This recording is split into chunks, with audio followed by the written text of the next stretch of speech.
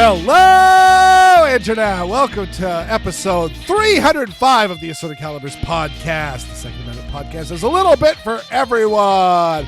I'm Weird, and again, we are having an ACP Round Table. Little bit different, well, also kind of the same. Lots of news stories, and everybody except me was at LibertyCon. I didn't make it. Oh, Xander too, yes. Half of us were at LibertyCon. Yes. 50% of us were at LibertyCon. and also, furthermore, Erin Paulette. I think Erin's been pretty open about her disdain for the city of Atlanta. Erin, I think all of us have. yeah, Erin. Yeah. Erin got the Atlanta traffic good and hard. I informed her that she is more than welcome to stroll in whenever she's ready, and since we're going to be doing a round table, that allows us to do that for editing purposes. So yeah, Erin being stuck in traffic, that's in Atlanta. That's just peachy. That's Peach Tree.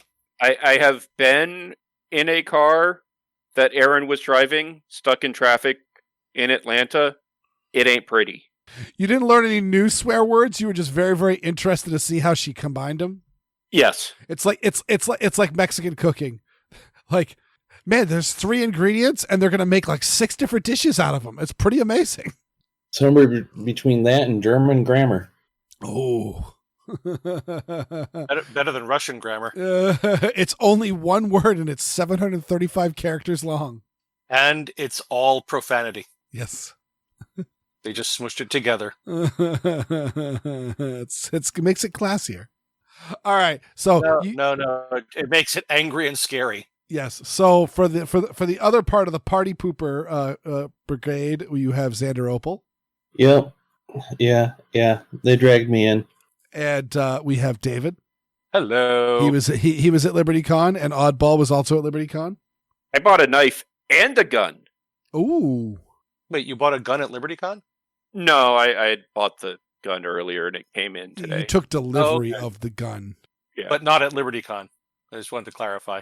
Correct. Because if there was someone in the dealer room selling guns and I didn't know about it, I would be very annoyed. I want a gun. Right? I mean, and I had money to spend in the dealer room, which, by the way, I did not get to the dealer room until Sunday afternoon. Wow. Ooh. By the way, That's how busy my weekend was. It's called fucking LibertyCon. They need to have an FFL set up a booth, right? And have him sell liquor, guns, and tobacco. So, Tannerite. of all the conventions I go to, of all the sci-fi conventions I go to, I should specify, LibertyCon would be the one with the highest chance of having a gun deal go down at the con. Oh yeah. Actually, it has happened. There were, I think it was 2018 or 2019. It was either our first or second year at LibertyCon. 2 guys live in different parts of the country. They were both going to LibertyCon. One of them had a gun that the other one was interested in, and they did the exchange in the parking lot of the convention center. As you do. Since they both came to LibertyCon. So it has happened. I'm just surprised it hasn't happened more. Now I'm wondering how many FFLs are in the dealer's room. You are not mentioning Mad Mike buying a double rifle in the parking lot of LibertyCon. You're not saying it because you never heard about it, but that's only because he probably didn't tell you. Well, I mean, to be fair, Mad Mike saying he bought a gun is just background noise. Yes. Yeah, it kind of is. Or Mad Mike buying a double rifle. Fair. Or drilling. That's true. Yeah. He has at least 2 of those. It's like a double rifle with 50% more rifle. Or shotgun, depending. Is that a dessert knife in the upper right-hand corner? Oh shit! Yes, it is. I know this knife. I saw it when he made it, and you bought it. But yeah, that is. Yeah, I had pretty been nice. drooling over that knife for a couple years now. Have you shared a picture where Mal can see it? I haven't yet. Okay. I He is going to literally have the just took the onesies. picture. Oh, okay. Because he would totally have the onesies for that. Um, That is very much. It's It's really like a modernized Pretty nice. Sayax. 3D printer pieces. Yep, that's Oddball. yeah, it's definitely a sax design, blade shape, and he refers to it as this is my take on the sax, and if he makes more saxes, it's going to be very similar to that, and he is extremely skilled in making his knives. Does he only have the Facebook page? Yes. I'm throwing it in the show notes. Absolutely. Bjorn, Well, no, he has Bladeworks. Find it on find it on Facebook. I mean, he doesn't freaking need a website because he sells every last thing that he bakes. And he does have a website. Hold on a second. It's mostly for the right. Yeah, he has a website for the murder needles, which he no longer calls murder needles for marketing purposes. But I tossed the link to the website in there. Ah, right, Hairborne Defense. Yeah. Which also, I do have to say, for years, Panya had told me and other folks that doing the whole chopsticks in the hair thing doesn't work for her, that her hair, it always falls out of her hair, etc. Mm-hmm. At one convention, Ben just said, here, walk around with, let's, and there was a lady there that really knew how to properly wrap up long hair with pin them. The hair, yes. And he said, an art form. Yeah, let's put these in, walk around with them for, tonight. And if you still feel that way, cool, whatever. Else we'll talk. And a couple hours later, Panya sent me a text message saying, "Yeah, you need to give Ben some money." Yep. Yeah, my wife has she has fairly heavy hair. It's relatively short. It's about shoulder length, but her hair is thick and very smooth. So her problem is that she'll put the sticks and then they'll eventually just slide out of her hair. It's not the weight of the hair so much as they don't grip. Yeah, that's the same with Panya. And the thing Panya is, also has the weight of hair. Right, but it's mostly just the sticks don't stay in the hair and end up sliding out. Right. But the difference is most hair sticks that you see are made out of like metal or lacquered wood or something like that. That's right, or smooth plastic. Yeah, something that's smooth. These are made out of G10. Yeah, they're textured. Which have a texture to it, so they stay in. That also means you will not break them. No. He's posted up in the past videos of him hammering them into pressure treated lumber. Mm-hmm. And then pulling them out, and they're fine.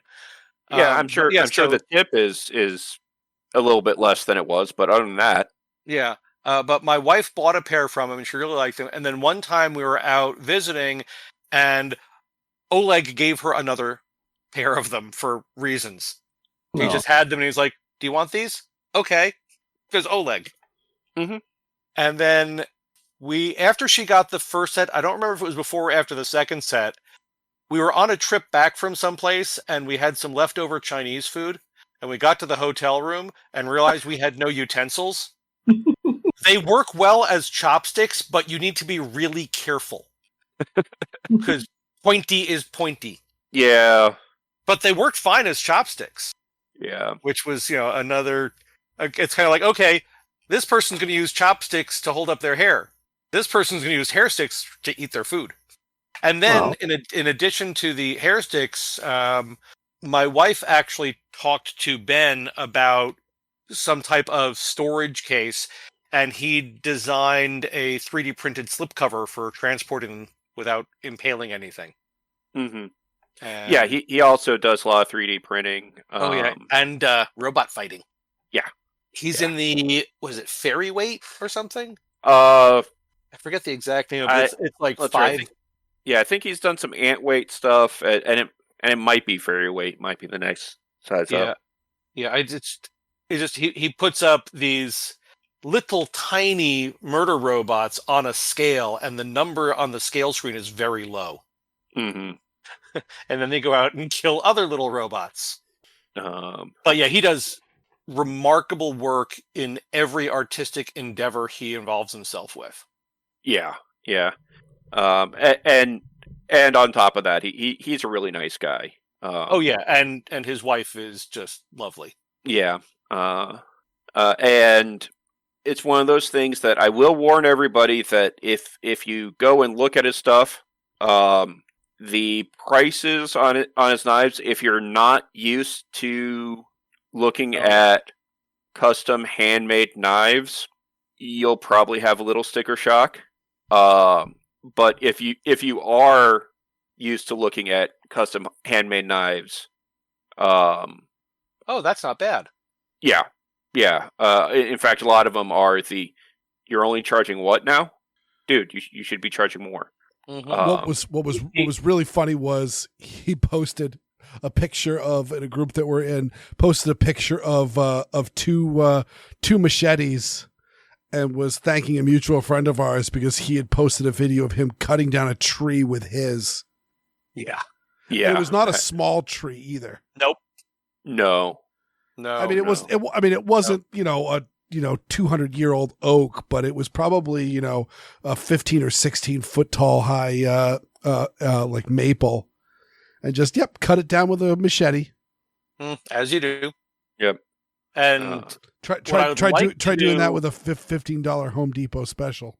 What I would like to do is I've introduced Ben and Oleg, but I'd like to get Ben up to Oleg's with a bunch of his knives so that Oleg could photograph them for the website. And swords. So Oleg has photographed some of his knives. Yes. Because Mad Mike has some of his knives. That's true. Yeah. And in fact, this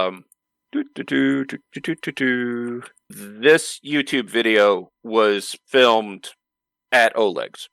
Yeah, as far as I'm aware, pretty much all of the Sharp Pointy Things videos have been at Oleg's, or most of them anyway. Yes, as far as I'm aware. I'd have to actually look through his catalog, but yeah, at least a bunch of them. Mm-hmm. We could also just ask him. Either of them. But yes. If you see him in front of that bookshelf, that's Oleg's bookshelf. Yes. and it's the whole thing of like Mike will come down for a weekend, and most of those videos are 5-10 minutes long. The longest one looks to be like 15, and they just say, okay, yeah, today we're filming these. And since Mike is knowledgeable enough about the stuff that he sells, he can just kind of sit down and do it. I would imagine it's very similar to how quickly Ian can turn around a Forgotten Weapons video. Right. Unlike Othias and See an Arsenal. Well, what one is a primer and the other is a deep dive. Or me with a weird audio fisk. I tried to make one for today's show. I probably wouldn't have used it anyway because, like I said, we got a bunch of stuff to talk about. Erin's not here. Just we're going. I mean, we've already been talking for a little while anyway. But yeah. I tried to get a fix done. I officially finished the script And at some point, I'm going to have to proofread it and then record it and then edit it. Right. It takes forever. And like I said, the other thing is I got off of Gunbroker and received it today, a Walther PPK in 380. Nice. It's sharp looking, and it's and I gotta say, it's as somebody who spent most of my formative gunny years looking at the PPKS, seeing a true PPK is one of those like, oh, that's nice. Yeah. Having it's not much, but that extra little length of grip on the PPKS, it just that's not quite right. I mean, it's so for those that don't know, the OG gun is the Walther PP, and that's right. Hello. Which I believe David just posted a picture of. He sure did. His in the channel. He did. Yep. What's the barrel length and the capacity? Mine is in 32 ACP, and the barrel length I don't recall, but since I am in the office and enough cord on the headset, I can tell you. I gotta say though, David, why is your trigger back 4. but the safety off? It does that. Yes. If you have the hammer cocked and flip the safety on, it decocks it, but the hammer is still back. The trigger, yeah. Or sorry, the trigger is still basically, back. when the gun is cocked, the trigger comes back. When you flip the safety, it disengages the hammer trigger connection and drops the hammer. And then when you flip the safety off, the trigger pops forward. Yeah. Gotcha. It's German. Yeah, they do. But yeah, it's a 4-inch barrel, or just scant. Yep. And so 4-inch barrel, and I think it's like how many? 8. It's 8 rounds of 32. Yes. Yeah, 8 rounds of 32. I believe 7. just 7 rounds of 380. That sounds about right. That is what I understand as well. And then the PPK, the shorter grip, at least with 380, you lose 1 round. It's just a 6-round magazine. What's the barrel length on yours? Give me a minute. I have some calipers right here. I think it's 3. Let's see here. Switch to Freedom units. When I did my blue collar prepping post about measuring things, I used Freedom units as a humorous reference, and Erin removed it.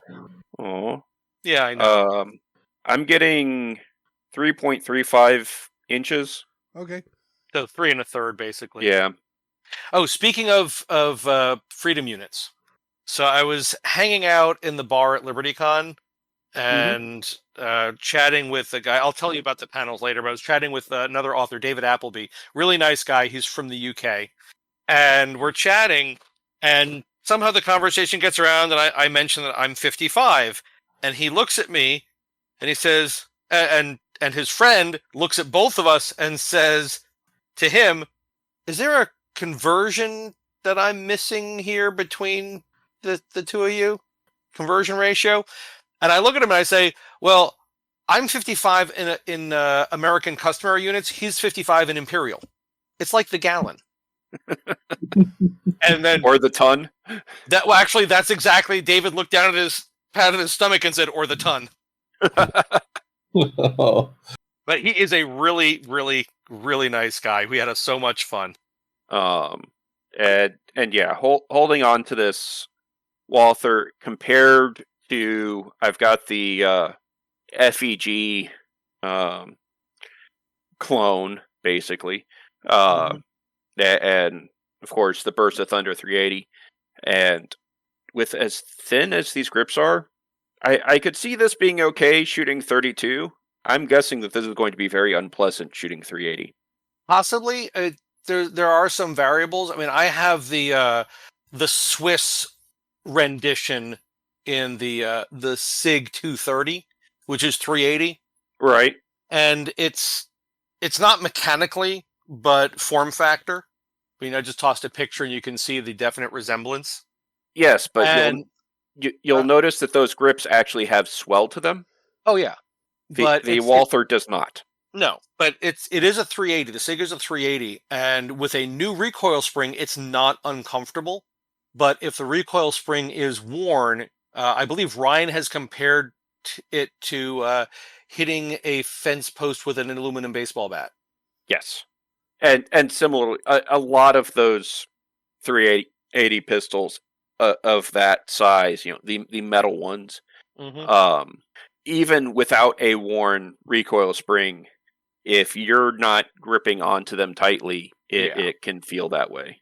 Yeah, what I need to do, actually, maybe I'll do this for a segment, is a comparison of felt recoil in my various 380 pistols. Because I've got the 230, I've got the Colt Pocket Hammerless, and I've got my wife's Smith & Wesson EZ. Is that it? I thought I had one more. I don't know. But I'll either have to buy or reload more 380 if I'm going to do. Yeah. All right. Doing a shooting thing requires ammunition. Yep. All right, Xander. Oh yeah, we're doing a show. We've finished with the preamble. Yeah. First, let's see. Does Xander have anything to report? I see Notsync. Oh, yeah, done with the planning season, but worked this weekend, so I didn't have any segments yet. Just some various random thoughts bouncing around my brain. By the way, what was the picture that you shared with me? Oh, just a unused, worn out gutter cleaning mechanism. We were removing they're called buckets that are used to run back and forth on a cable to push material into the pit, but that's been doing okay enough gravity flow. So, except for where stuff was backing up against those steel slides. And, the part that I showed weird was the pit end where one of the concrete slabs had been removed, exposing the cables for easy access so I could climb down into the trench filled with unpleasant things. Attach a chain to the cable using clamps, and so that my dad could use a loader to haul on that cable until that giant pulley in the picture broke. In which case, we went to the other end and fished it out with a backhoe after pulling up another concrete slab. All right. We were trying to clear the sand and gravel that had somehow accumulated in there. That still trying to figure out where the gravel came from. Oh, and just to go back a moment for the 380s, I did mention the Colt Pocket Hammerless, the EZ, and the 230. I forgot I've got a Beretta 84 and 85 and the Remington Model 51. So I've got half a dozen 380s, blowback, locked breech, and whatever the Model 51 is. Mm-hmm. Oh, and we'll probably be doing wheat by first week of July. So I've got how much wheat? A lot of work to do on the combine to get it usable. How much wheat? A little over 100 acres, I think. Growing that for the straw and giving pictures to send to Weer'd for what I'm doing while listening to the blooper reel. Of course you. All right, and so David and Oddball, any other LibertyCon news to report? What fun stuff did I miss? I just posted a picture of something I picked up while in Chattanooga. Ooh, peach infused gin. Mm-hmm. So the Chattanooga Whiskey Company, while you will, if you're in an area that it's distributed to, you'll get the their normal stuff. But at their distillery, they always have something experimental, and it's usually a whiskey. But this time it was a peach infused gin, and I couldn't help myself. I had to give it a try. And so, I was honestly expecting sweeter. It still has a decent amount of that juniper bite to it, but you can definitely taste the peach.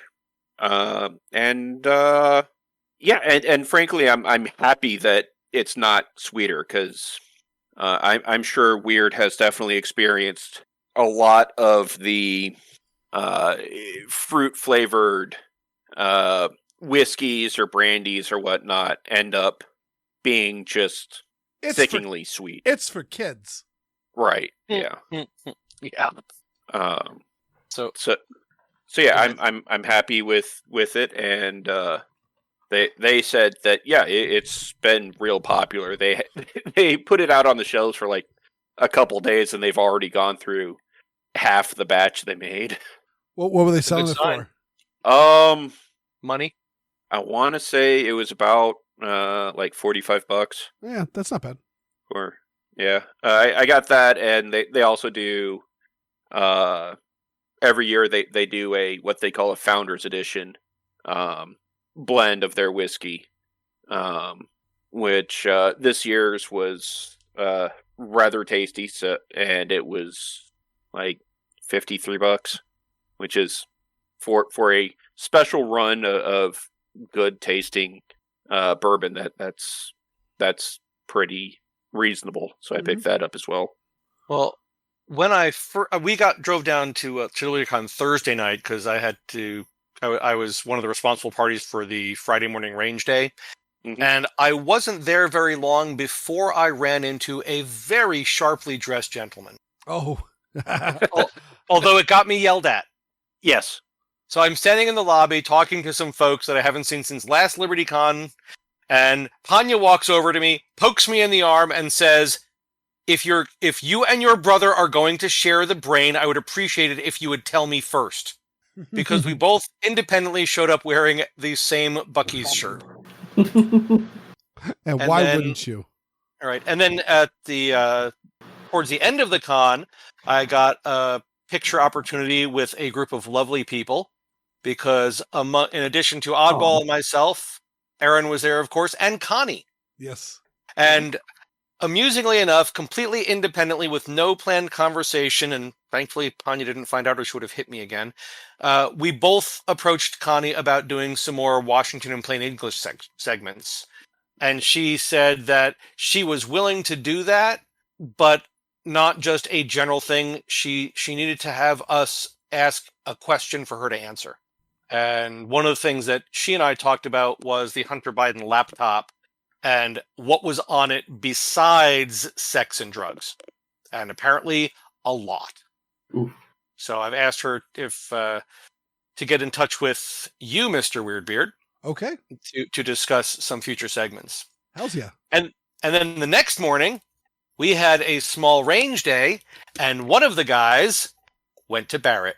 Note the chamber flag. Oh, it's the Air Force. Remove before pew pew. Yes. Mm-hmm. It looks like one of the little Air Force tags, but it says remove before pew pew. Yes. And I see that you've got a heat seeking cartridge. Yep. Yeah. Unfortunately, I don't think the target was hot enough, because I don't know where that bullet went. But he had limited ammunition, so I only got to fire one round from it, and it wasn't bad. Honestly, as irons? Yeah, he did. He didn't have the right scope before he came out, so he's got the scope now, but he didn't have it in time for the con. Put a $30 airsoft one on; it'll be fine. He didn't want anyone to hurt themselves with his gun. But what Oddball, our friend Conrad, and I all brought single-shot 45-70 rifles. Oddball brought his new trapdoor, which the pictures do not do it justice. That is a gorgeous rifle. Mm-hmm. Conrad had I think Pedersoli, Pedersoli Sharps, and I had my Browning Highwall, and all three of them kicked harder than that Barrett. Oh yeah, and mine had a rubber butt pad because it was a sporting rifle. And then I had to. Sorry, go ahead. And of course, I had the owner of the Barrett. He had to experience the wonders that is shooting the Altor. Oh. And he did. He did shoot the Altor, and he will not do that again. I did hear him say, "This whole thing is terrifying." You should have gotten a picture of the Altor next to the Barrett. That would have been a good alpha and omega of firearms picture. Yes, what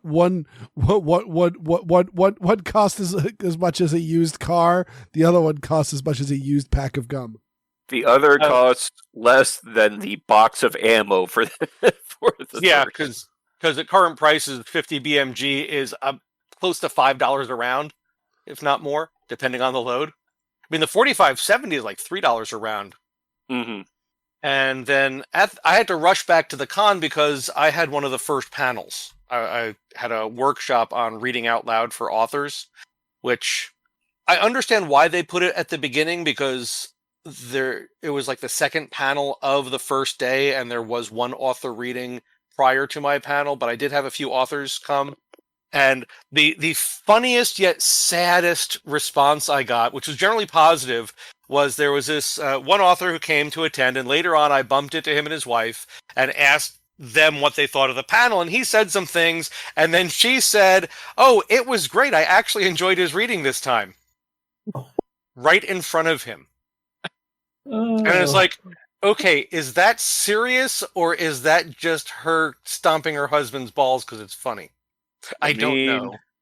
It's LibertyCon. It could be anything. A thing can be two things. Oh, yeah. Yeah. And then, of course, I had my my times in Author's Alley, and sales were not as good as I'd hoped ever, but they were pretty good. The funny thing is, I had all of those Lucky Cats that I printed out. There were a bunch for tabletop and a bunch for magnetic. Mm-hmm. We sold almost half of the magnetic ones and not a single tabletop Lucky Cat. I gave one to Sarah Hoyt.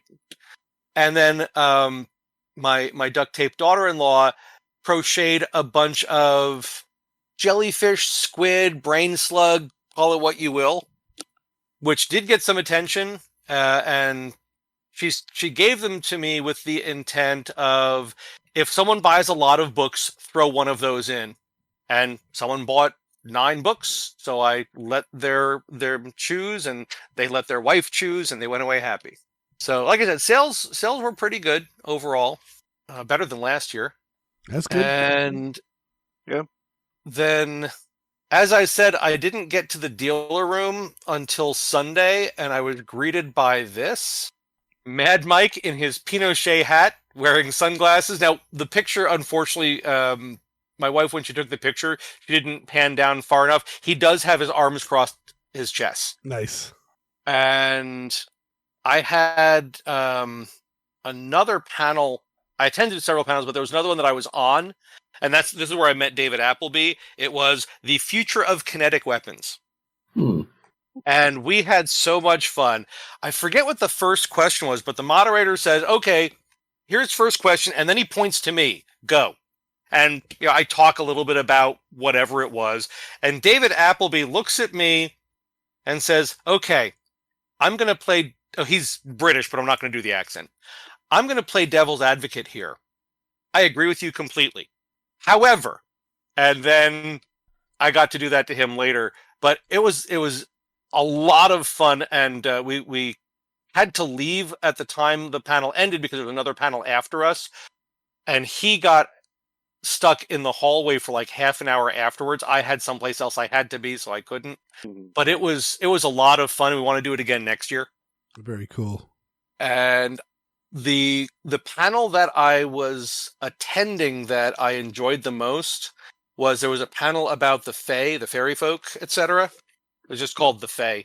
And so I have Fae in some of my stories, but they are from a parallel dimension, and they can pass through gates to get back and forth.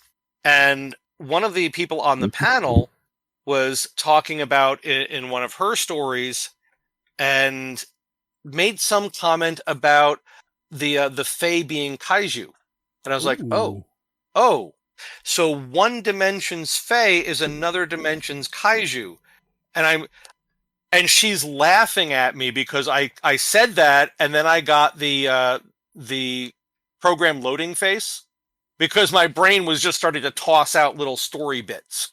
But it was a lot of fun. One of the other authors on that panel, Julie, I forget her last name, one of the characters in her stories is a half fae and is a trickster genotype. Julie Frost? Not Julie Frost. Okay. But the character is a trickster type, but because she's half fae, she doesn't have all of the abilities. So the true trickster fae they use humor to activate the powers, and they can do it with a punchline. She doesn't have that. She has to use props. And I said, so she's like the Carrot Top of the universe. And there's this pause, and just everybody starts to laugh, except for like one or two people who don't know who Carrot Top is. But she was like, yes. And then I said, well, I hope someday, or no, I said, please tell me that in one of your stories, she uses a wind-up box with a boxing glove in it. And she looks at me and says, she will now. So it's just this great back and forth of ideas and suggestions. Erin was on a bugging in or bugging out panel that Michael and I both attended, which it was kind of funny because, okay, bug in or bug out. Bug in if you can, bug out if you have to. Panel's over. It's like Oddball's throwing knife segment. That is exactly the analogy that we used in conversation later.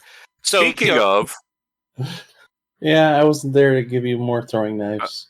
wait. So Erin gave me my birthday present, which included a book on how to throw knives. Chapter 1, don't, and then there's 130 blank pages. And then it's a journal.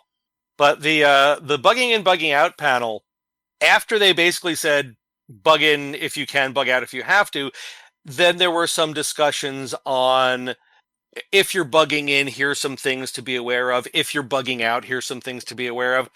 And I thought it was really good. There was that one point where Erin and Hillbilly were basically agreeing with each other in different words, which was fun. And I think that was pretty much my day. During the pre-show banter, I talked about the Shabbat services that we did Friday and Saturday night. Excuse me, and that was very nice. Unfortunately, I did miss the David Drake tribute. Oh, yeah. But the reason I missed it was after the Shabbat services, we went back to our hotel room because it was somebody's birthday. Oh dear. And my wife so before LibertyCon, I get this message from Oddball. Do you know why our wives are conspiring? The only answer I had was no. Aren't they always? I mean, that's fair, but so we went back to our room, and my wife, it's this Swedish chocolate cake. I don't know if I'm pronouncing it wrong, but kladkaka is how it looks. And it is very dense and very rich and very good. And so I brought some candles, and I lit them with the little mini blowtorch. Oddball blew out the candles, and then someone asked if we were going to sing, and we said no. So Erin decided this shall not pass, channeled her inner Marilyn Monroe, and sang Happy Birthday, Mr. Oddball. And according to Panya, she had not seen Oddball blush that much since their wedding. Aww. It was very fun, very funny, very good time was had by all. And it was one of those, it was an experience that I will treasure.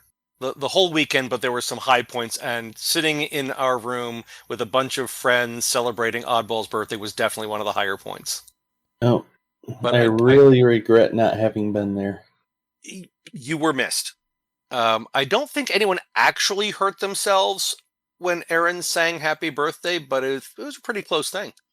Oddball looks like, in the picture you just posted, looks like me after I saw the first kill in Lamageddon.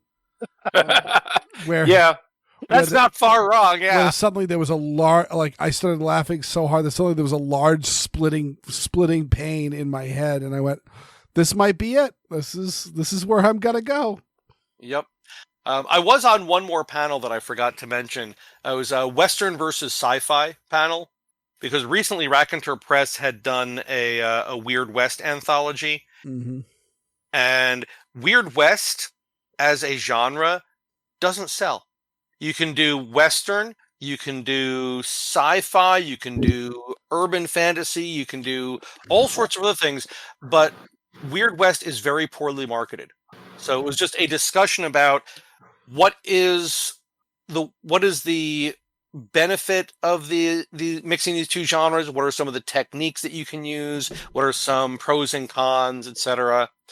And at a very early part of the panel, as we're talking about things, I mentioned, well, one of my favorite Westerns is Star Wars.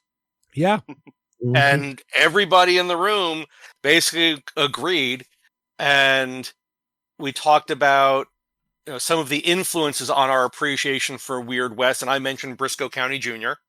Oh, Now, David, Star Wars is a samurai film. And Yeah. we all know that samurai and Western does not mix. Every time it's tried, terrible things. I am so glad I put my drink down. For those for those not in the know,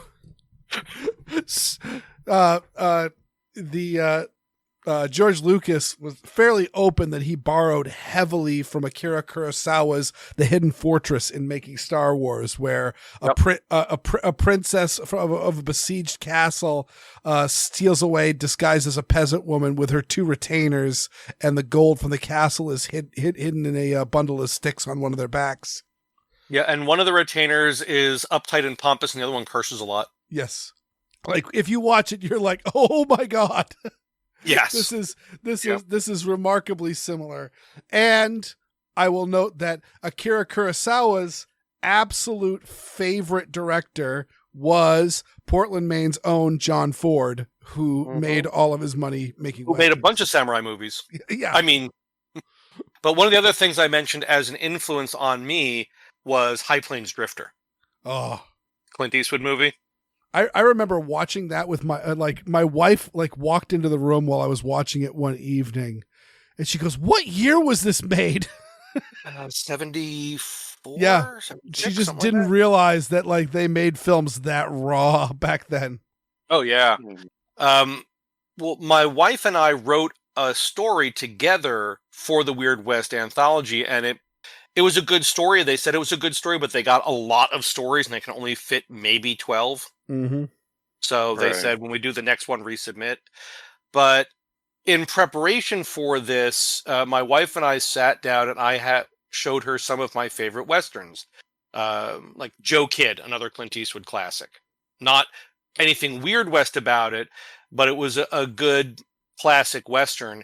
And then I had her watch High Plains Drifter, and she did not like it. I mean, she thought there were some good elements in it, but she found it disturbing. That's mission accomplished. Fair. Yeah. And you're not supposed to like what you're seeing.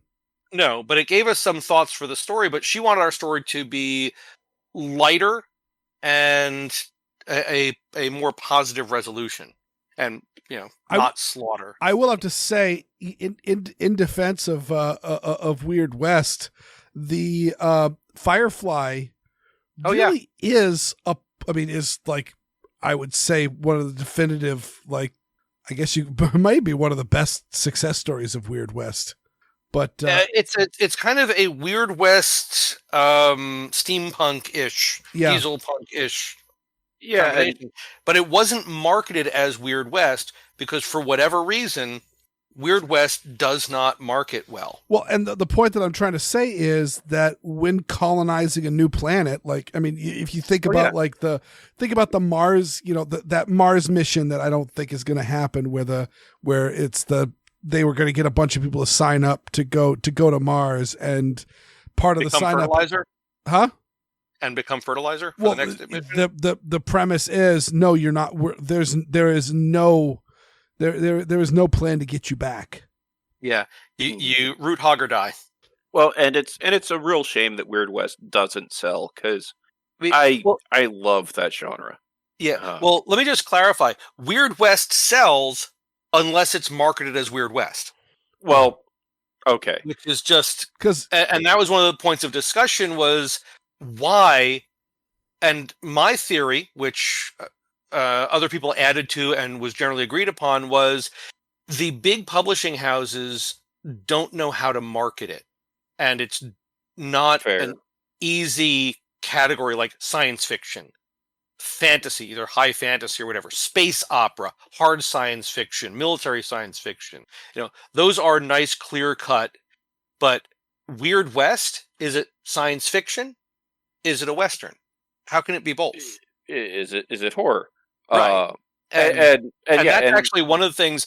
I got a fantastic reaction to a line, and I forget where I read it, but they were talking about, one of the guys mentioned, in classic Western, you have the guys sitting around the campfire, and what do? They tell ghost stories.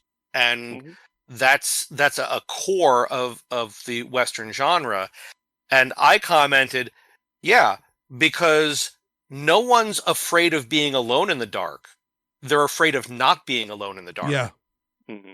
Well, and I mean, anybody that has been involved in role-playing games at all will obviously know exactly what Weird West is, because Deadlands has been extremely popular for a couple decades now. Yep. But that Western sci-fi panel, I don't know how many writers were attending, but the folks who did attend it had some really good input.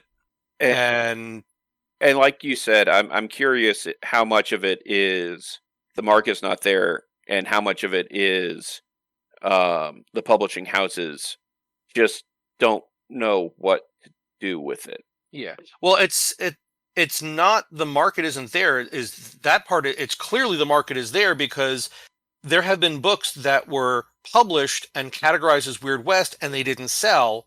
The publisher pulled them and sold them as Western or science fiction, and they sold. Mm-hmm.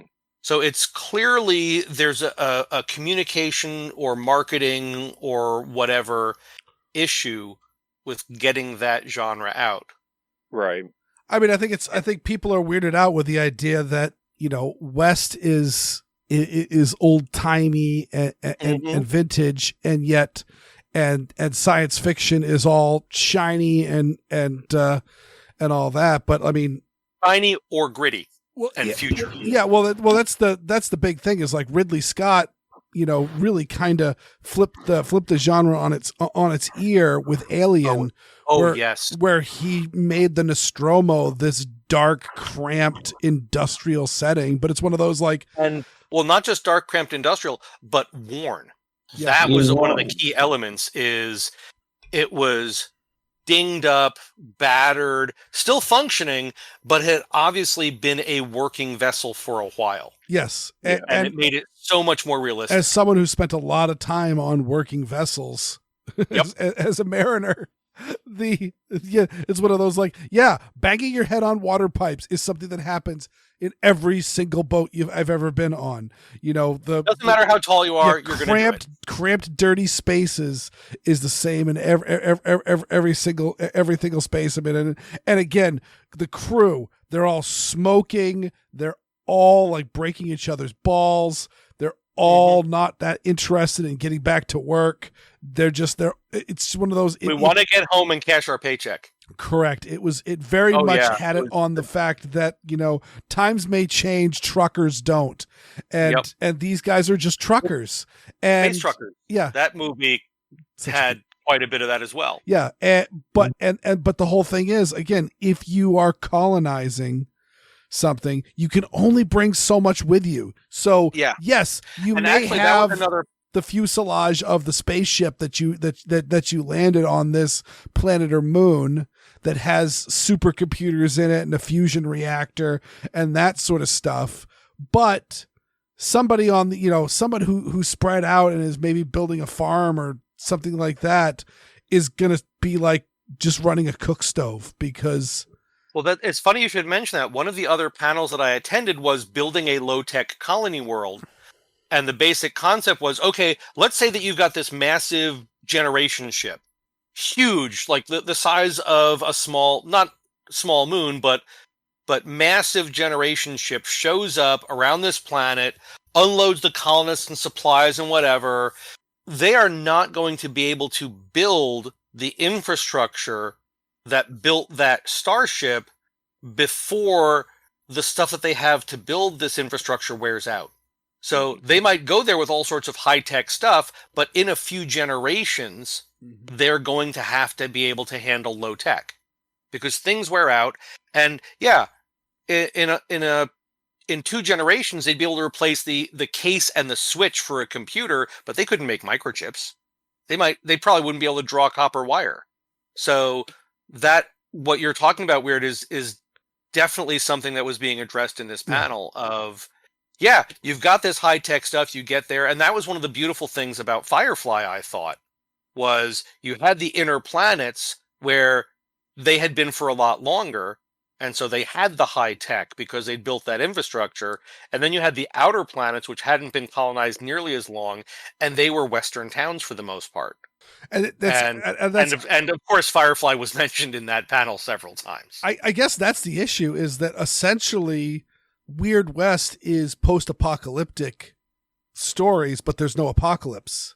Not necessarily. It's because there are a number of Weird West stories that are set in the Old West. Well, I'm going more on the sci-fi bender versus the or the video game series Borderlands. Versus the Cowboys versus Aliens, or the John Wayne has a wizard. In the Western versus sci-fi panel, Cowboys versus Aliens was brought up, and it was basically one of the guys said, one of the audience members, so what do you guys think of Cowboys versus Aliens? And then he sat down. That was it. That was his whole lead-in. And we all pretty much agreed that it was a good story idea. The casting was a little odd, and the direction definitely was off. Casting? But it was... Graphic novel? No, the movie Cowboys versus Aliens. Which was based on the graphic novel. Ah, okay, I did not know that. But Daniel Craig and Harrison Ford were the 2 leads. Several people had issues with Daniel Craig as the cowboy of the Cowboys versus Aliens. I didn't think he did a bad job. He just seemed out of place, which was part of his character, I thought. Harrison Ford was Harrison Ford, which is not a bad thing. Yeah, but I'm not saying that as a bad thing. I'm just, he was not giving it his all, but he wasn't phoning it in. Mm-hmm. So we all agreed, it was a good story, but it missed on a few points. But it definitely fell into the Weird West concept very well. And I managed to meet up with a friend of mine, and she also had some 3D printed items and gave me one. Little articulated 3D spider. Oh, cute. Huh. She was supposed to come by my booth and pick up one of the 3D printed Lucky Cats, but when I was at Author's Alley, she was on panels or doing other stuff, so we'll have to figure something out. But yeah, very, very good time was had. And one of the other panels that I was on, or participated in, I should say, What's New in Car Wars, because hasn't been accepted yet, but I submitted a story to an upcoming Car Wars anthology that is part of the approval process, is going by Steve Jackson Games. Nice. Yeah. And Steve is a really nice guy who was at the panel. One of his developers was there. We talked about a bunch of stuff. And that would be a huge geek moment for me if I got a story in an anthology approved by Steve Jackson. Oh, yeah. I have many fond memories of playing GURPS. I'm an old school Car Wars geek. Yep. By old school, I mean 80s. I started the original set. But it was... I could keep talking about LibertyCon, but that's not what the show is about. Yeah, I think I've monopolized too much time. I think it might be time. Well, no, it was that was part of the whole thing. You guys were there, and again, it's the Assorted Calibers podcast, so we do a lot of Second Amendment adjacent stuff, and I think LibertyCon fits in quite nicely with that. LibertyCon is how Erin sucked me in. Yeah. Well, several people did make jokes to newcomers of the in a crowded room, do not ask if anyone has a knife. No. Brandy once did that during opening ceremony. Well, Brandy said, I am not going to ask if anyone has a knife, and everyone replied as if she had said that, and there was suddenly a forest of blades up in the air. The cacophony of clicking was rather entertaining as well. Of course. Oh, Oddball, did you hear about the Acme delivery to John Ringo during his author reading? No. So you know the guy who goes around in the Minotaur costume and gives the Acme packages to authors and such? Yes. So he showed up at John's reading with a package, and John is a ham. Mm-hmm. And I'm not talking radio. So he did things like he tried to avoid receiving the package, like dodging around the table a little bit. Then he finally accepted the package, and he did the shook it and listened to it kind of thing. And then he hid under the table while reaching up to open the package, and then found out it was some coffee. So he was very happy. It was Bill's. I wasn't there for that, but it was relayed to me by the fellow who does the Minotaur costume, Orvin. So, just a little tidbit. All right, moving on. All right, so we do have some Second Amendment news. Unfortunately, before getting to the meat of the podcast, I need to bail. Oh, I'm sorry, Xander. At least I showed up. I ran on a bit. No, it was really good to hear about the wonderful things I missed out on. Yep. We got off to a quite a late start. That too. Yep. So all right. Good night, Xander. I'll catch you guys later. All right. Sleep well. That's the idea. But we right. Yes, we have some Second Amendment news here, and So so the first one I wanted to say, this actually goes in with my weekend, but it ties directly in, is that everybody in Massachusetts phones were going nuts with reverse 911 calls. Wait, 911 was calling them? Yes, because 911 was calling everyone to let you know that 911 wasn't working. Right. Oh, I'm sure there were some people who loved receiving that call. I mean, interestingly enough, my daughter was over at was over at a friend's house, and I drove over to pick her up, and of course, me and the friend's mom were standing on the porch negotiating with them, bouncing around in a trampoline to in fact stop having fun and go home with daddy. And but I was saying, like, hope you guys didn't need to call 911, and she looked like genuinely nervous because I never directly asked them, but I'll put as much money as I've got on the line that they don't own any guns. This is a reason to own guns, because it was probably you are your own first responder. Yeah, for about 3 hours, 911 was nothing but a busy signal. Right, which the fact that they were contacting everybody else, sending out that message, makes me think more and more that because I usually hear through various channels to why phone systems have issues, and in the past couple of years, it's been alarmingly common for, say, AT&T and Verizon, their cell phone calls just don't make the handoff, or etc. Mm-hmm.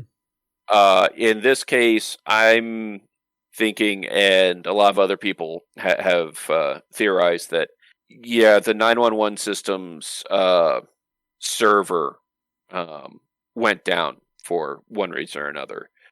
With it being back up within 3 hours, it was probably not, some malicious hacker or anything like that. It was just, somebody did something stupid and they needed to go to the backups, and it took them a little bit of time to get it back up and running. We needed to turn 911 off and turn it back on again? Something like that, yeah. It was probably the firewall. Well, either way, it was one of those, again, if you don't have firearms and you aren't your own first responder, that could be very, very scary. Well, you are always your own first responder, whether you have firearms or not. Yes. It's just how effective are you going to be? Well, yeah, the big issue is that, like, if the first time you're thinking about being your own first responder is when someone's got a knife to your throat, you're not in a great place. just like the as the boat's going down, that is not the time to read the instructions on your survival suit. Right. But how does this thing work? Mm-hmm. FYI, if you happen to own a survival suit, take two plastic shopping bags if you can still find them. Actually, we've got plenty of them. But put two plastic shopping bags in the hood. That way, when you unroll the survival suit, reach into the hood, pull out the two plastic shopping bags, put them over your shoes, and that way your shoes will slide like butter into the suit. You don't have to take off your shoes. There you go. But that's my survival suit donning technique. I was nasty good at it, and that was one of those ones of the, if anybody ever came across my survival suit in my apartment, that would be all one of those. You want to see how fast I can get it on? But that was in the fire department. We had donning drills, and we'd do it for time. Yeah, same concept. And is it just your I don't even know what you call it, the slicker and helmet setup? Oh no, it was bunker pants, boots, jacket, helmet, air pack. Okay, so you're getting the full SBA on everything. Yeah, it was from your regular clothes to ready to go in a burning building. Well, so I know not regular clothes, because all firemen are just walking around up in those firehouses in their underwear. Yeah, fire departments in your area must be a little different. I do live in Massachusetts. All right, moving on. This is a court case that has been in the circling SCOTUS for a while, and I have overall been avoiding talking about it for the reason that we're about to discuss. I did mention it. It came up briefly in a previous episode, and I mentioned the Rahimi Supreme Court case. I did not have good feelings about this one, mostly because Rahimi was an absolute, he was a shitbag. Yeah, he's an absolute scumbag. He's in prison. I suspect he may be in prison for the rest of his life. I didn't really look up to see how much time he's serving for it. He will never, no matter how this case was going down, he was never going to legally own a gun ever again. Right. Their defendant selection process could have been better. And that is my big thing, because I say all of that, and I also say that I don't agree with the case. The court went, what was it? It was 8-1. Yeah. Against Rahimi, and with Thomas dissenting, I believe. Yeah, it was Thomas dissenting, and I'm bearing the lead horrendously. So Rahimi was had a domestic violence restraining order against him from his girlfriend, and but had not yet been charged at the time, and he got arrested for, I think, shooting at another person, and I think actually shooting at another person who tried to intervene when he was beating the crap out of said girlfriend. And so one of the charges he got charged with was carrying a firearm under a domestic violence restraining order. And so that was his statement. And this harkens back very much to the Miller case, where Miller was a Depression era gangster, and he got arrested and charged with, robbery and all sorts of other stuff. But one of the And he happened to be carrying a short-barreled shotgun. Correct. One of the charges was possession of an unregistered short-barreled shotgun. He said, my Second Amendment rights protect me for owning this shotgun. At some point, he died in prison, and his lawyer packed up and left because no one was paying him. And the court didn't declare a mistrial, which they should have. And yeah, they said that it was perfectly fine, that you couldn't own a short-barreled shotgun because it was not a weapon of war, which, number one, is the exact opposite of what everybody else is arguing for the Second Amendment today, is that they're all saying, oh, we can't, you can't have AR-15s because they are weapons of war. Weapons of war. Yeah. Right. And so, never mind the fact that, nobody uses an AR-15 on a battlefield. And then two, as far as the, Miller's case, short-barreled shotgun literally was the first firearm used in war. But that case had, they ruled against it. I, again, don't agree with the decision, but also I can understand with the courts is the fact of, on one hand, it's super unconstitutional. He was just given a domestic violence restraining order, and that's done without a full trial and all those checks and balances, and that shouldn't be something that denies you your rights. But because later he was convicted of all sorts of violent crimes, that is against the rules, and yeah, he deserves what he got in that instance. But at the moment that order was put in place, he had not done anything that justified losing his Second Amendment rights forever. Yeah. Now, is that correct? Now there's a couple things. One, I honestly need to dig into the case. It's a little bit confusing about whether or not this was a restraining order that was just issued by a judge without him present, etc., or if there was some form of due process. I've read some conflicting information about that. And two, I believe that the Supreme Court said that under the one, there does need to be some form of due process. Now, the definition thereof. And two, with a restraining order, it can't be permanent. So there are some good things, and also the good news is that the opinion was extremely narrowly written, and as both of you alluded to, it's one of those things of this is in my mind a tough call.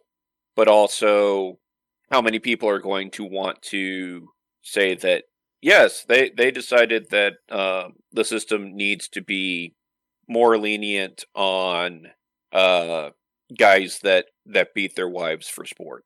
Yeah. Yeah, we're going to make it easier for domestic abusers to own firearms. Yeah. Is how that would read.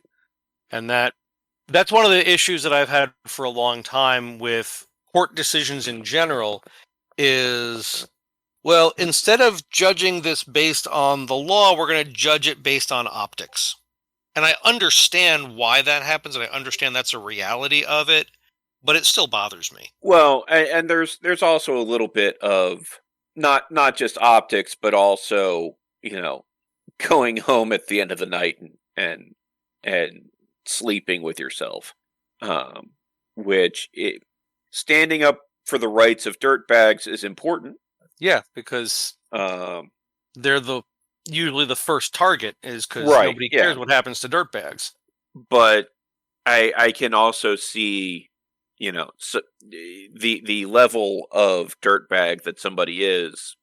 Like I said, I understand why they do this, but it bothers me that I don't know if we've ever had we are just going to look at the law as applied, et cetera, but it's always filtered through the social lens, the media lens, the etc.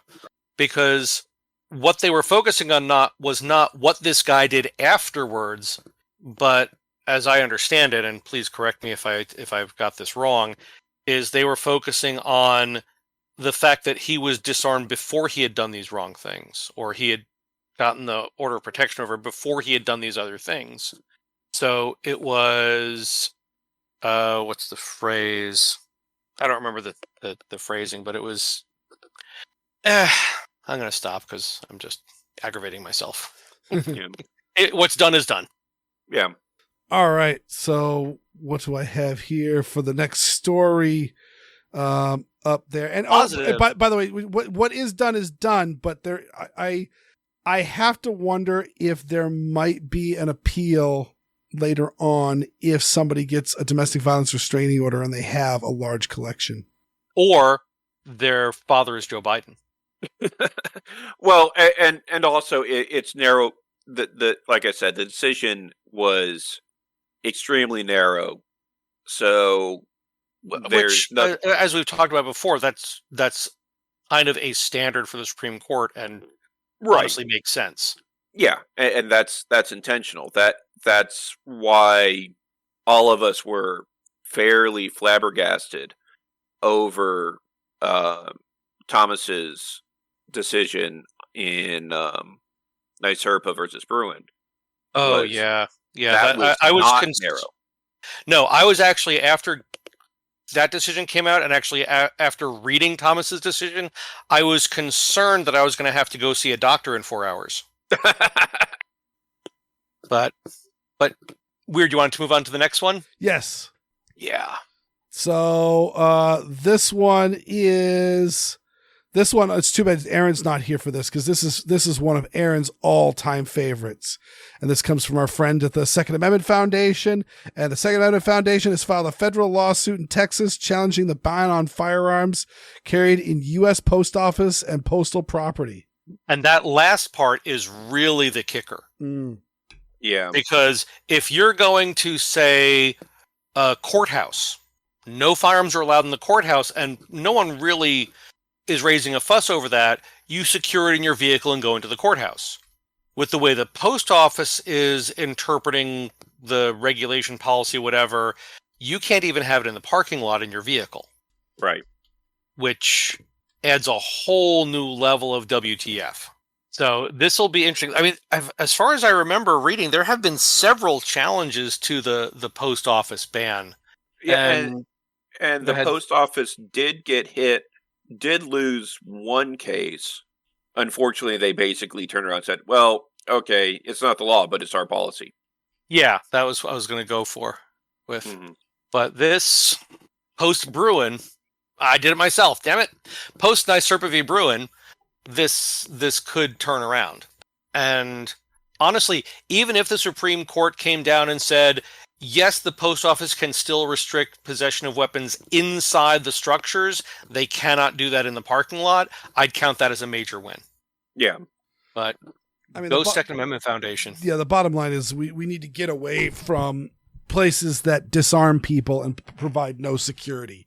Like that's another aspect that we've talked about before. Yeah, courthouses and federal buildings, I am all for, because those places have metal detectors and armed guards, and all. Yeah, same thing with police departments and so forth. Yep. Well, and also, if you want to reduce the number of firearms that are stolen from vehicles, I know where you're going, and I agree 100%. Please. It's the unfortunate truth that just about everywhere that relaxes the law and makes it easier for people to legally carry firearms, shortly after they do that, there is a spike in the number of firearms stolen from vehicles. Especially, I just wanted to put one addition before I stop interrupting you.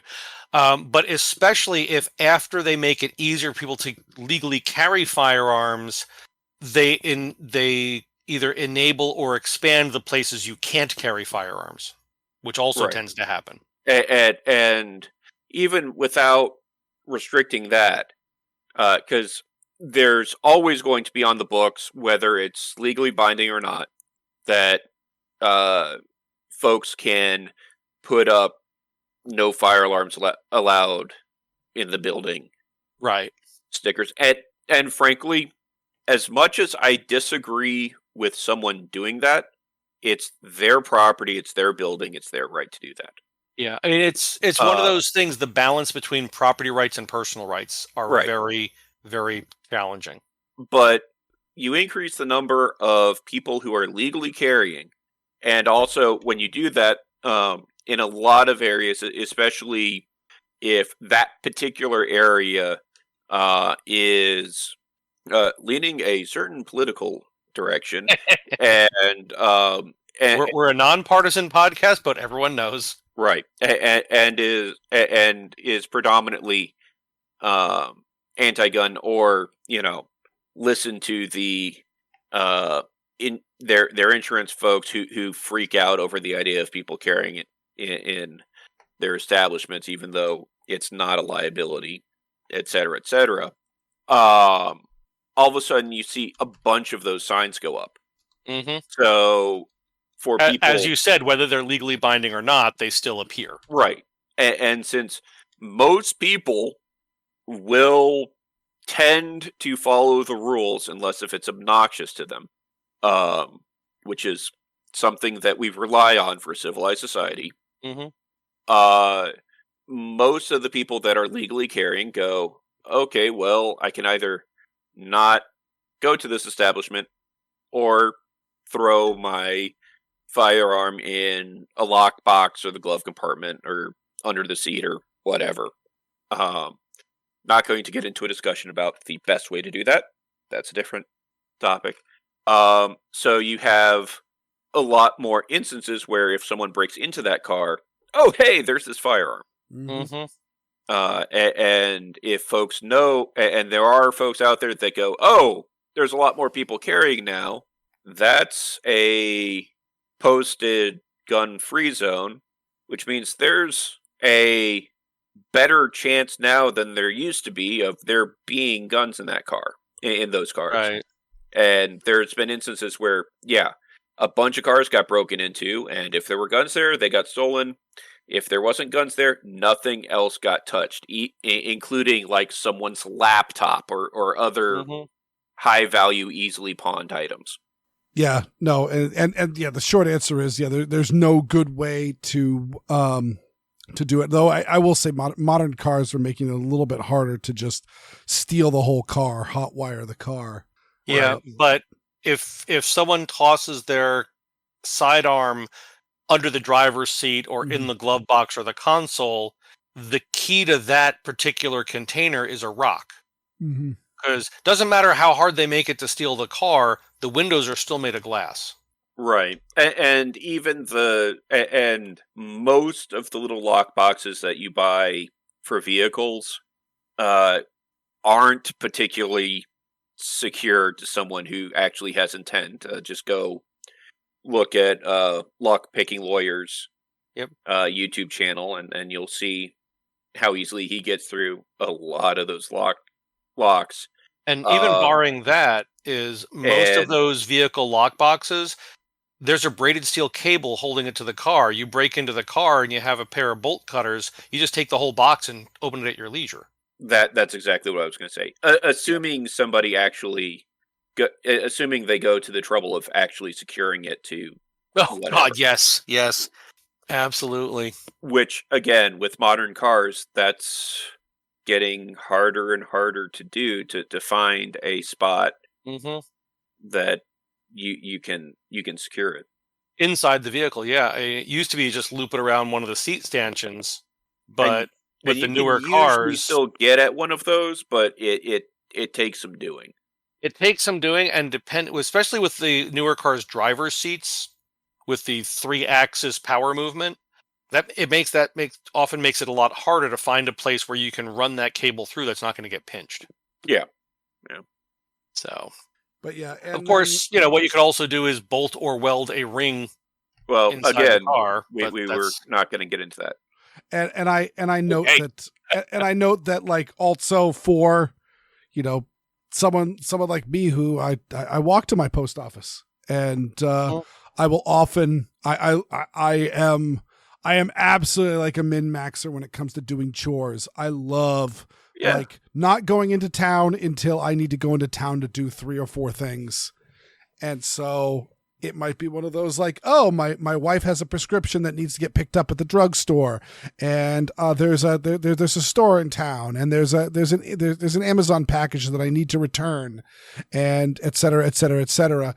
And so, okay, I'll stack all of those things and just get like, get out, go walk, get a bunch of miles of walking in, and just check a whole bunch of stuff off of my list.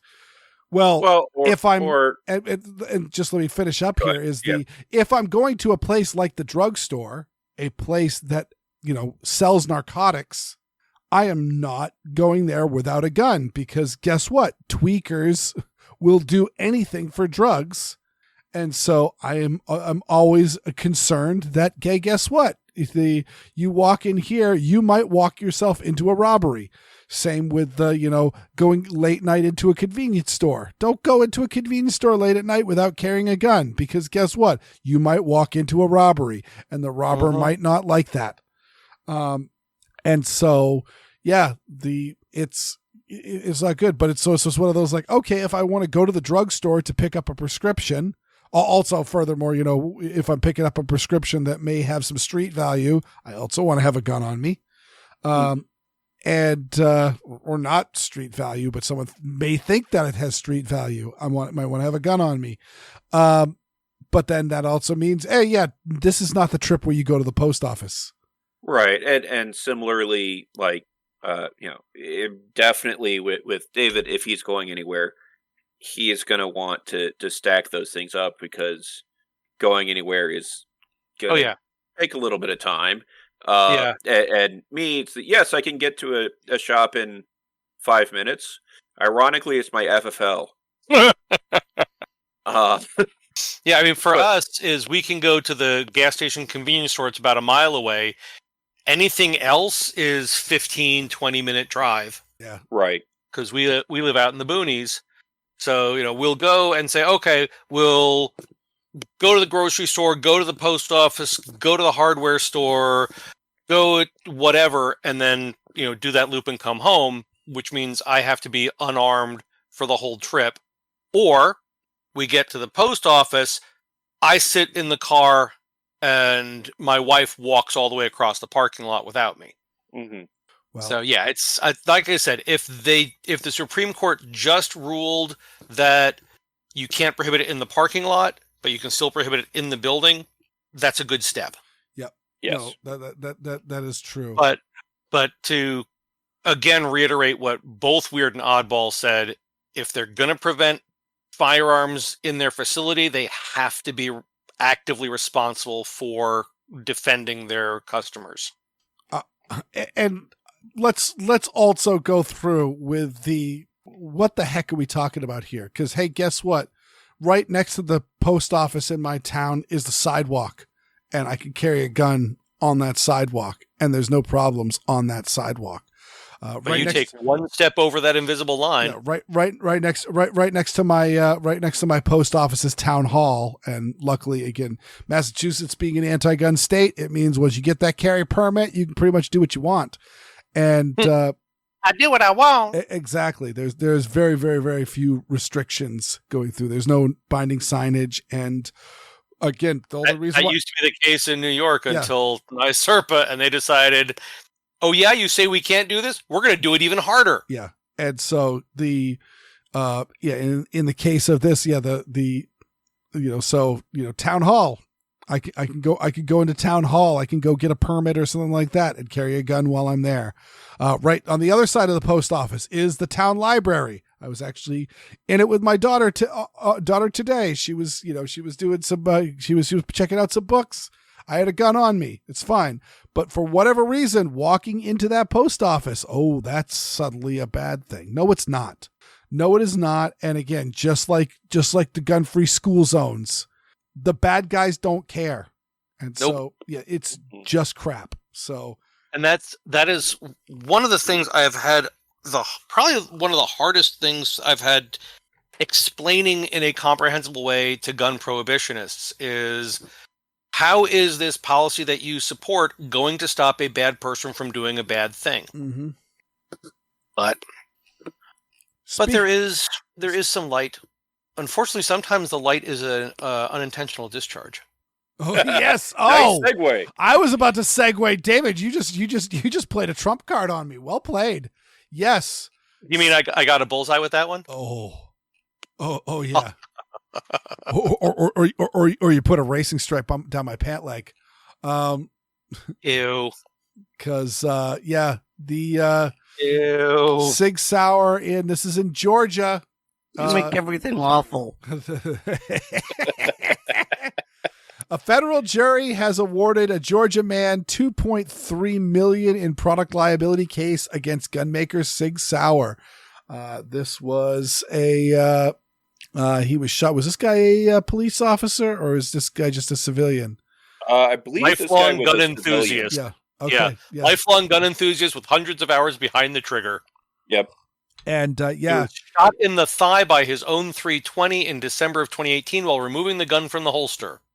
Yeah, we have heard this a bunch of times. Sig Sauer, the best explanation we have heard come out from Sig Sauer is that it's because of light bearing holsters, and of course, I'm not aware of a single light bearing holster that doesn't leave a huge gap that leaves some amount of the trigger exposed. You know, maybe not directly from the side, but you can look in and see the trigger for it, and possibly even snake something in there to pull it. But they're saying we've seen a bunch of cops, doing. I mean, there was one great one, which was, well, not great, but it was great. It was great footage. Was the cop wrestling with a suspect? I think it was in the lobby of the police station. And no hands on the gun whatsoever. No hands ever really touch the gun, and the gun discharges the holster into the ground. Yeah. And if that's the video I'm thinking of, when that happens, both the cop and the guy who's struggling with it just froze for a moment because there had been a gunshot. Yeah. According to the article, it says, since 2018, Sig Sauer has been sued dozens of times by civilians and members of law enforcement who claim the P320 has a design flaw that leaves it susceptible to unintentional shootings. Until this week's verdict in Georgia, none of those cases had resulted in a finding of liability against the company, though they did settle 2 cases out of court, both involving members of law enforcement who were injured when their department issued guns fired, causing leg injuries. Right. So it's one of the things that we've talked about with the 320 before is I don't recall any reports of the military version, the M17 or M18, doing this. Right. But there are several reasons. One, they have external safeties. And I believe in most cases in military service, they don't carry with a round chambered, or in some cases loaded at all. I believe you're correct, unless if they're actually in a combat zone. Right. Yeah. If they're in a hot zone or red zone or whatever they're calling it. With the exception of, I would assume that MPs.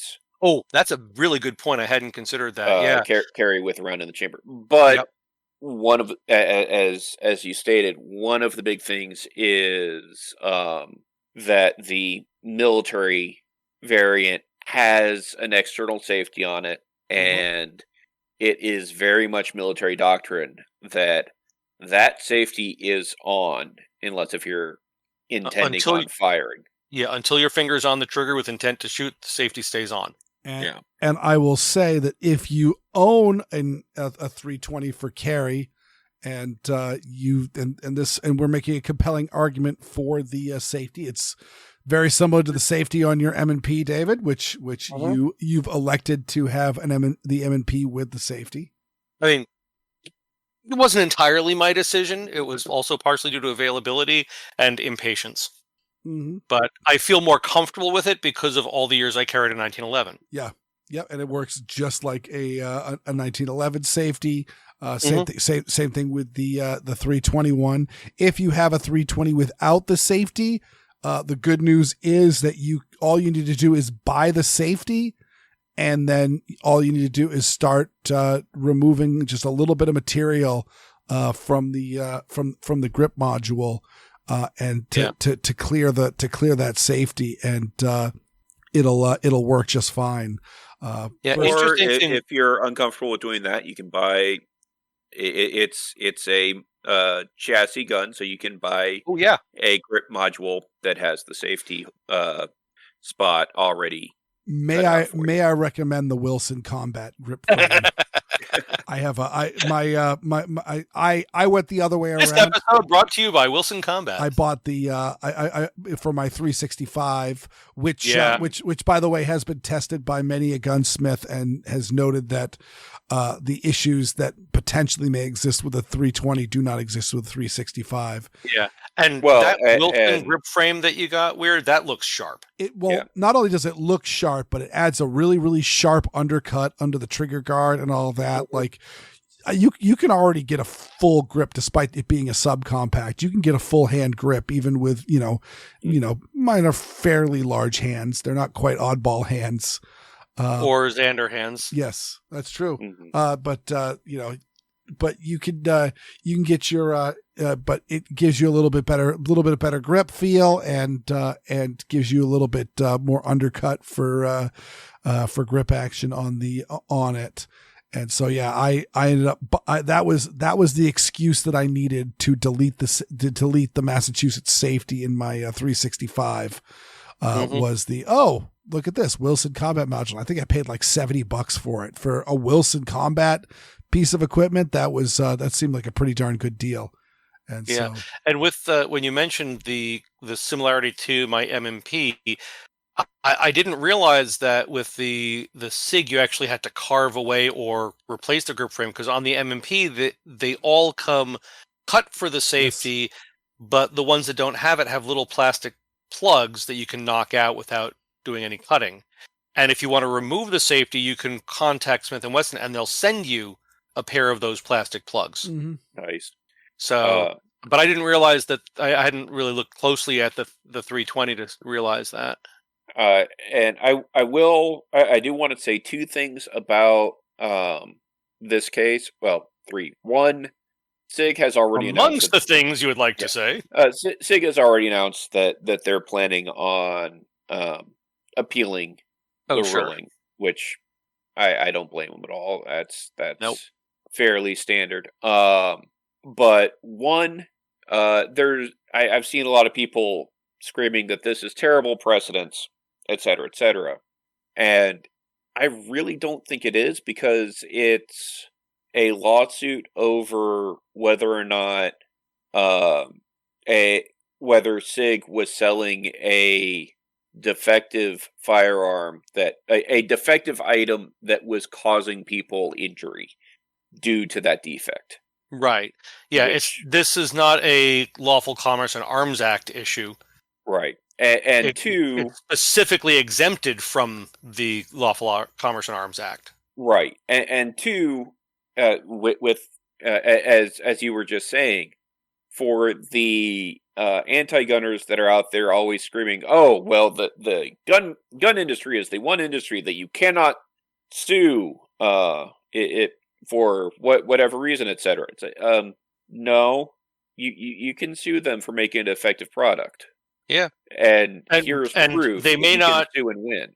Yeah, and even if you don't sue and win, the accountants at the firearm company will probably look at the numbers and settle if they think it's going to drag out too long. Even if they know that they are in the right, they're just going to do the math. Well, and if there are a bunch of lawsuits, even if they've been settled, the company won, whatever, if there's been a bunch of lawsuits over, hey, people are getting hurt over what folks think is a defective design. Right. With the SIG, it's I think they're 6 years? 2018? And there are numerous law enforcement agencies that have decided, you know what, we're getting rid of these and going back to our Glocks or M&Ps or or whatever else. Yeah. Because we don't want to deal with this. This looks like this is trouble. Oh yeah. We want to stay away from it. On the plus side of that, in some jurisdictions, you can get a very slightly used law enforcement 320 for a good price. Yep. And as Weird said, if the lack of safety bothers you, that's not a hard fix. Yeah, and I've seen them showing up on the usual suspects online. Weird, you said uh-oh. Oh, yeah. What was the uh-oh? Do you have to go change your pants again? No, just about the 320s. Oh, okay. But yes. And so it is interesting, and it'll be interesting to see where their appeal goes too. Yeah, especially, I mean, there's a lot of debates. Like I said, some gunsmiths have seen these and have seen these and have said absolutely these guns are unsafe without a manual safety. And there's and others said I have not been able to replicate the issue. Correct. And I'll tell you right now, like at least here in the Northeast, I think 320s have passed M&Ps on as far as police department issue sidearms. It seems like now, it used to be everybody carries everyone carries a Glock, and then suddenly you'll see something that isn't a Glock and you'll look closer and realize it's an M&P. Yeah. Now it's one of those, everybody carries a Glock, but then you see it's not a Glock, you look closer, it's a 320. Which honestly makes sense because it's a standard issue military handgun, and law enforcement hires a lot of former military. So if you're going to hire somebody, have them something they're already familiarized with to a degree. Right. And there's also just the simple, cribbing the military's notes and going, well, if the military looked around and decided that this was the best option, then clearly it has to be good. They spent all that money and chose this. We don't need to spend the money. We can just choose. Yeah. And the thing is, with that, if law enforcement had said, well, the military's done all this research and done that, and they chose this, we should choose this, and then not deleted the safety. Yeah. Would we be having this discussion? Right. And from a brief glance at the lawsuit, one of the key things was there's not a safety on it, and just about every other striker fired single action ish modern pistol out there has the segmented trigger or the Glock dingus or something like that. Yeah. Except for the 320. Except for the 320. Right, because the 320, as the M17, was designed to have a thumb safety. Right, and it was also the first the first striker fired pistol that modern SIG designed. Right. Now the 365 does not have a trigger safety either, and you can get it without a thumb safety. But as Weird said earlier, they don't have this issue. Right. Well, and also the internals are significantly different between the two. Oh yeah. I'm not pointing at that aspect. Right. It's just there are a lot of 365s in holsters and pockets around the country. Yes, there are, and including one in mine right now. Exactly. And one probably not too far from Weird. Yep. When I mentioned I was at the library today, that's what I was carrying, actually. Yep. Been carrying the 1911 most days, but it's been so hot and sweaty. Mm-hmm. And I wasn't wearing a cover shirt. But it's one of those. Well, they did with the 365. I think we can say SIG did basically everything right. Mm-hmm. Oh yeah. With the 320, they did about 90% right. Maybe 95. Well, and if you look at the 320, it is just, external look at it, not look at the insides. It's clear that the external bit, this was a pistol that was originally designed as a hammer fired, and they deleted the hammer. Mm-hmm. Yep. And it was designed to have a thumb safety, and then for the commercial version, they deleted the thumb safety. Right. Because if you're going to have a hammer-fired gun, you want to have a thumb safety and/or decocker, unless it's double action only. Which Right. the 250, which the 320 is based on. Right. Thank you. I can never remember. I don't have my I'm wearing my Sig decoder ring. I'm wearing my Sig decoder ring right now. Yeah, but so like I said, it'll be interesting to see where this goes. I would like it. Let me see if I can phrase this better.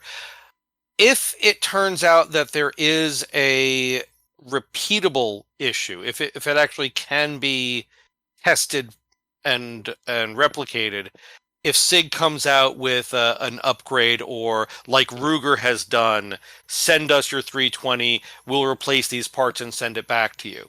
However, with modern Sig, I don't know if they would be willing to do that because it would be seen as an admission of guilt. I don't have any understanding of what goes on behind those doors. Right, and Sig is the company that has had instances where they haven't had recalls. They've had free voluntary upgrades that they highly recommend you do. The first batch of 365s. Mm-hmm. They had that firing pin shearing issue because there was just an angle that was a little bit off from the prototype. They fixed it very quickly, but there were a few hundred, maybe 1,000 pistols that had hit the market and sheared firing pins. They were like, yep, send it to us. We'll replace the firing pin. It'll be fine. And it was. Yeah. So, I mean, they responded to that well, but they didn't. I mean, Ruger doesn't require you to send in your single 6. They've just offered that option for decades. Oh, yeah. No, I just meant the language of it. Okay. Ruger is famous for, if they come out with a new gun, wait for the recall. Or safety update. Yeah, while Sig didn't have a recall, they had a free voluntary upgrade. It's the recall. Using recall, it implies that, oh yeah, there's an issue we figured out that we really should fix. While the voluntary upgrade is no, your pistol's fine.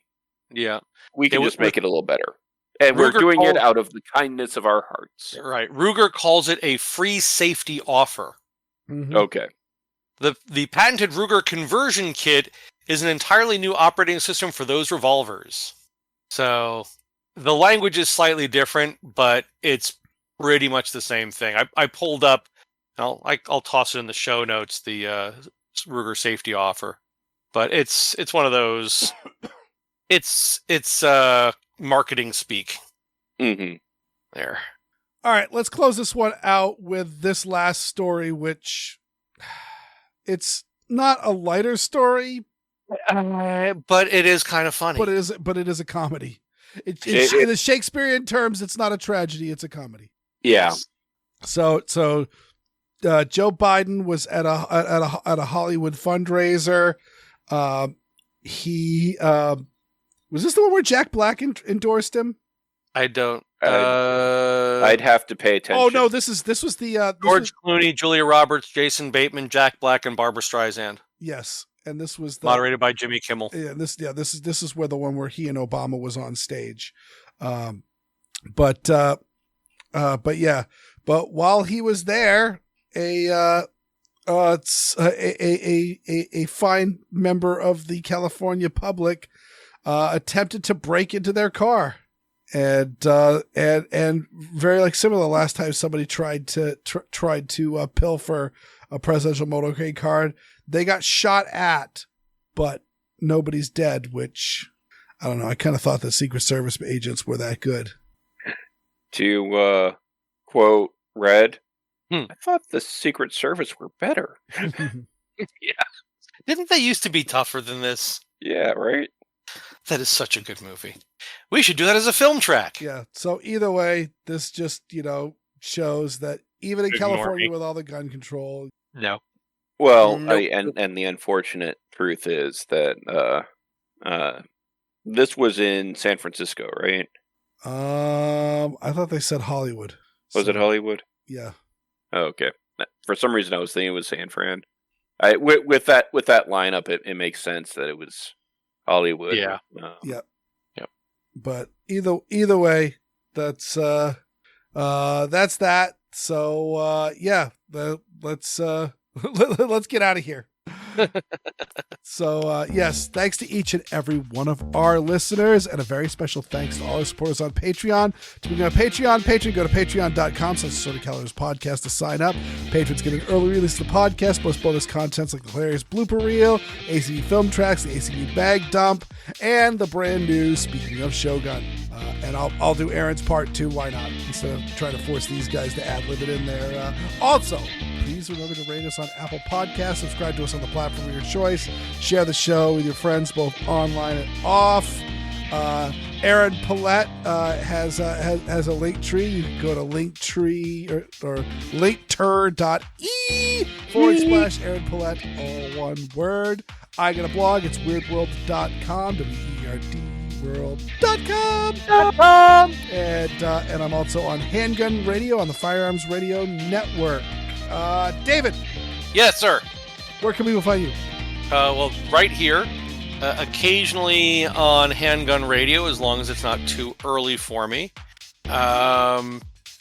Also, I can be found as a regular contributor to Blue Collar Prepping at bluecollarprepping.blogspot.com, and books with my stories on them can be found on Amazon under the names Brenna Bach and David Bach. And if you see me at a con, you can bring the books you've already purchased and I will sign them. And he has cats. I do have cats. I have 3 cats. Oddball. You can find me right here, and I am a regular on Handgun Radio, whether it's recorded in the morning or the evening, because I don't sleep. I also have a blog at gunscarstech.com and can be found hanging out on the ACB Facebook page.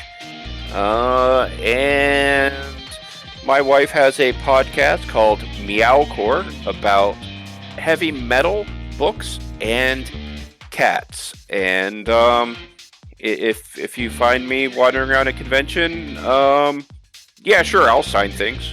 Why not? Just not checks. Don't do that. No. Thanks to Nate Spencer for our music. And I will go with I am a morning person. David and Erin are night owls. Oddball just never sleeps. Our circadian rhythms are assorted, and so is our podcast. Good night, folks. Good night, everyone.